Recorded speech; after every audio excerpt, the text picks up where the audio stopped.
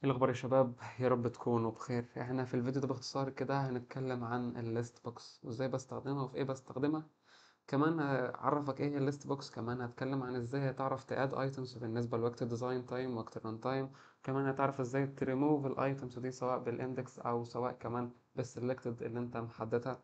كمان هنعرف ازاي نريتيرن القيمة اللي انا يعني محدد عليها، يعني مسلكت عليها. ممكن تكون لسه مش فاهم دلوقتي، بس الموضوع ده هتفهمها بعدين. كمان هنعرف نستخدم الميثود اللي اسمها كاونت، اللي هي بترجع لي عدد العناصر اللي موجودة في الليست بوكس دي. تمام. كمان هنستخدم الميثود اللي هي كلير عشان امسح كل الداتا الموجودة. وكمان عندك اللي اتكلمنا عنها اللي هي الريموف ات عشان امسح في اندكس معين. تمام. طيب، خلينا ابدا معاك واقول لك هعمل انسert ازاي للكنترول ده عادي من التول بوكس، ما اعتقدش معاك مشكلة فيه. تمام. في التول بوكس هتلاقي كده في الكوماند كنترولز اهو، لو نزلت شويه هتلاقي كلمه ايه ليست بوكس. هتسحبها دبل كليك براحتك. طبعا الريسايز عادي مفيش اي مشكله معاه. تمام. طيب، تعالى نعرف ازاي في الديزاين انا هضيف ايتم فين، يعني هكتبها فين. عادي، انت اول حاجه لازم تكون سيلكت عليها وتروح للبروبرتيز. طبعا خليني اقول لك ان اغلب البروبرتيز اللي انت استخدمت قبل كده هتلاقيها هنا، وانا مش هتكلم عليها لان ده مش محتوى الفيديو. محتوى الفيديو تركيزي اكتر على كل البروبرتي الجديده الخاصه بالليست بوكس وكمان الميثودز بتاعته. تمام. فانا لو لاحظت هتلاقي كده بروبرتي اسمه ايتمز. تمام. هتدوس عليه كده على الثلاث نقط اللي هنا دول وكليك. هنا هيظهر لك البوكس بتاعك. في البوكس انت تكتب القيم اللي انت عايزها. طبعا ده الرو الاول، ده الرو الثاني، ده الثالث وهكذا. تمام، يعني كل انتر برو. تعال نكررهم كده. تمام. هكررهم ليه هتفهم دلوقتي. لو لاحظت كده ظهر لك حاجه كده على الجنب، ممكن تكون مش شايف، بس الحاجه دي عامله زي ده بالظبط، او هو اللي احنا بنقول عليه ايه، السكرول بار. اوكي، فانت هتسحبه كده معاك. هو نفس الفكره. تعال نرن وده هيظهر لك في الرن اكيد. فاهو. ايه رأيك كده؟ ممكن تكون مش ظاهر لك الفرق جو لان الاسم واحد، فاهم؟ كيبو كلهم كيبو فمش باينين. بس عامة يعني هيظهر لك، بص كده ممكن يظهر لك، شايف؟ بس اتمنى تكون ظهرت لك النقطة دي. يبقى ده اوتو بيظهر مع نفسه. اوكي. يعني اول ما يلاقي ان تخطيت الحد بتاعه السايز بتاعه فيظهر، انما لو انت كبرت لا هيظهر يعمل ايه؟ فاهم؟ فدي برضو حاجة حلوة. طيب انت كده عرفت ازاي تاد ايتم بالنسبه لوقت الديزاين. طب انا عايز اد ايتم في وقت الران تايم بقى، اعملها ازاي؟ مبدئيا تعالى نمسح كل اللي اتكتب ده. كولكشن اهو. سيلكت اول. اوك. كده بقى فاضي. انا عايزك تعمل لي ايه مثلا ممكن اقول لك ان انت عايزك تسحب لي زرار كده، واول ما تضغط على الزرار ده يضيف لي قيمه. ايه هي القيمه؟ الاول يبدا بزيرو، ومع كل ضغطه يطبع الرقم ويضيف 10 على الرقم اللي قبليه. طب فهمت حاجة؟ لا لسه. طبعا يفضل ان انت تسمي الفاريبل باسماء واضحة عشان تعرف تستخدمها في الكودينج. بس بما ان البروجكت ده صغير فانا مش محتاج اختصارا عليك في الوقت.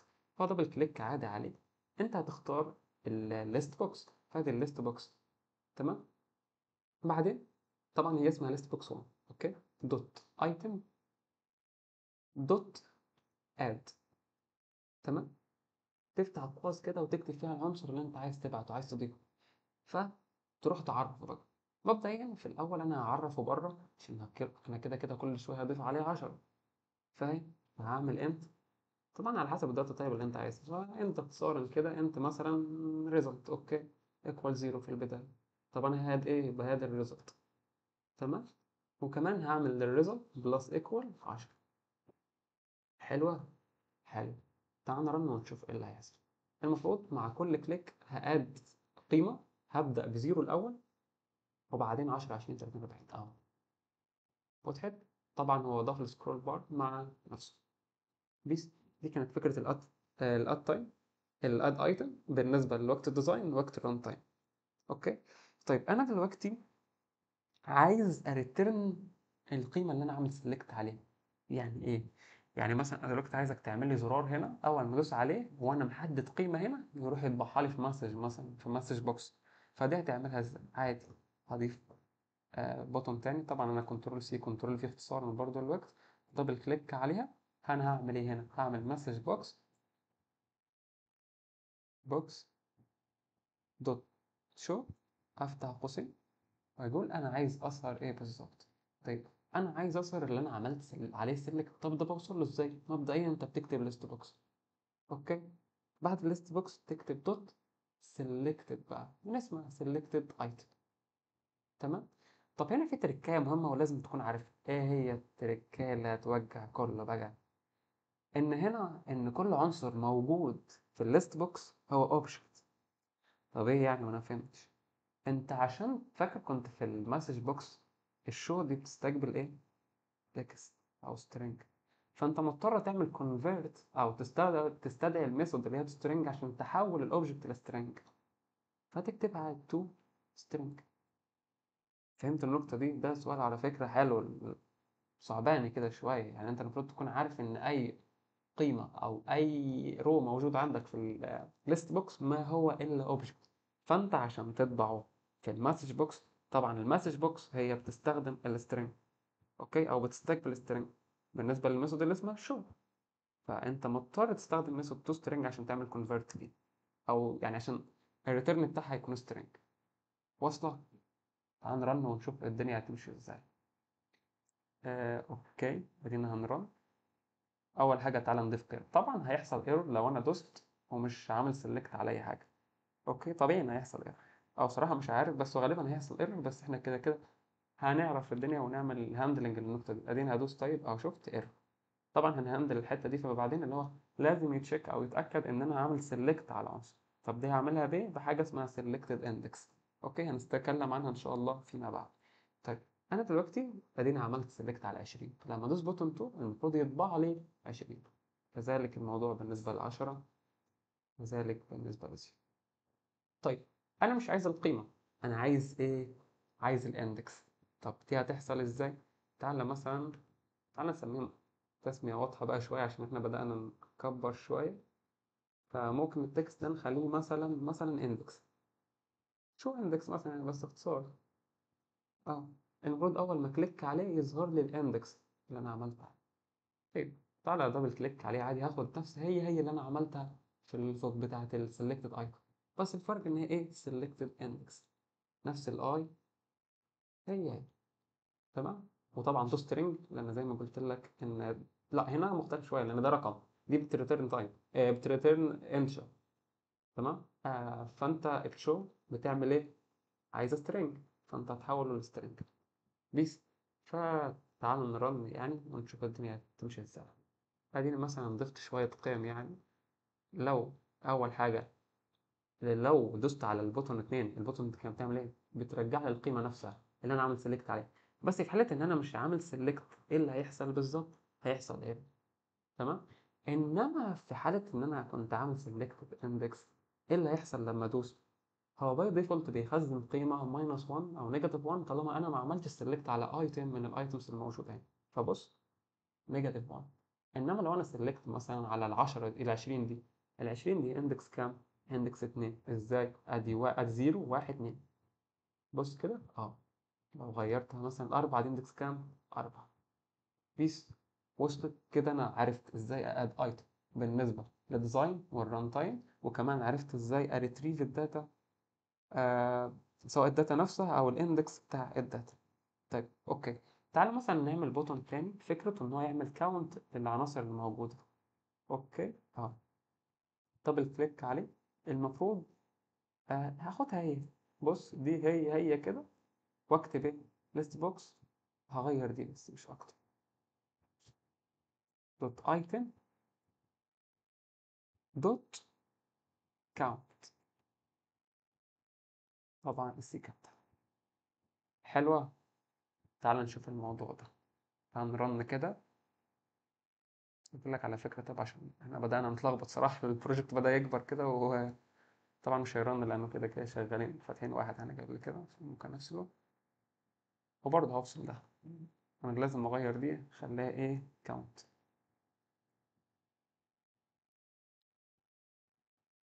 تعال نرن.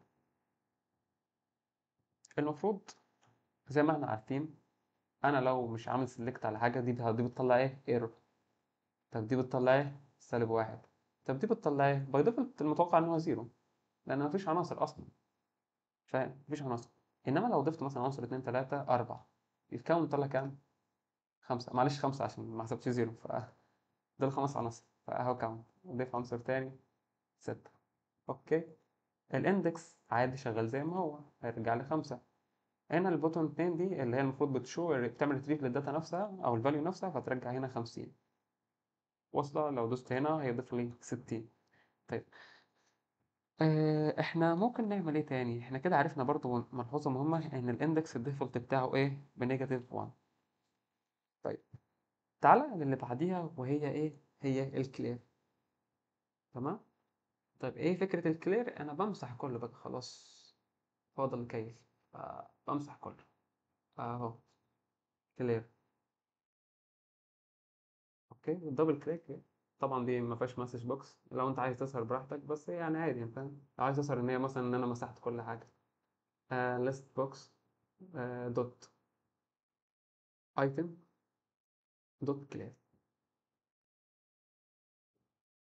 بس موضوع سهل لذيذ لطيف ظريف. تعال نرن كده ونشوف. انا غالبا دوست دبل كليك بالغلط يعني، فما علينا، مش هتأثر جامد.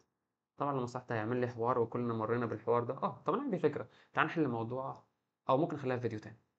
اللي هو الايرور اللي بيظهر ده لما مثلا تعمل حاجة وبعدين تشيلها فبيظهر ايرور، يعني عامة هعمل فيديو، فكرة حلوة. انا مثلا دلوقتي ضفت شوية ارقام اهو، ولو حددت كده ده المفروض يريتيرن 40 ويريتيرن اندكس 4. كمان الكاونت دي هترجع لي كام؟ 6. اوكي، الكلير دي بقى بتمسح كله. ايه رأيك؟ الموضوع سهل لطيف ظريف خفيف، يعني حاجة كده فظيعة. طيب، في إيه تاني ممكن نعمله؟ اه انا دلوقتي عايزك تريموف اندكس معين. انا هعملها ازاي؟ المفروض ممكن اعمل بوكس هنا، او لا مش هعمل بوكس. هاخد المفروض ريموف اد، يعني انا ببعت لها اندكس. تعالى جرب. ممكن نعمل واحد كده اهو، هنا ريموف اد. ما علينا يعني، انت مش ظاهرة ليه بس دبل كليك عليها كده. عايزها تمسح لي في اندكس معين. طب دي هستخدمها ازاي؟ عادي. list box dot item، بعدين دوت ايه بقى، دوت ريموف ات. هنا انا بحط المفروض اندكس. طب احنا ممكن نفكر فكرة. طب ما انا اخد الاندكس، يعني هي فكرة عبثية موت يعني، وانت بتعملها على طول مش محتاج آه ايروبيك نمروني. او يعني خلينا نكمل دلوقتي ونشوف النقطة دي بعدين يعني. فانا المفروض دلوقتي اهو في المبادئ عايز اشوف الاندكس. ممكن انا اللي اكتبه، اليوزر هو اللي يكتبه، او ممكن طب ما انا ليه اصعبها على اليوزر؟ طب ما انا اخلي اليوزر يسلكت العنصر اللي عايز يمسحه، وانا اخد الاندكس بتاع العنصر واروح مسحه لما يدوس هنا على الريموف. مش هنا انا على الاندكس دي كنت باخد الاندكس؟ صح.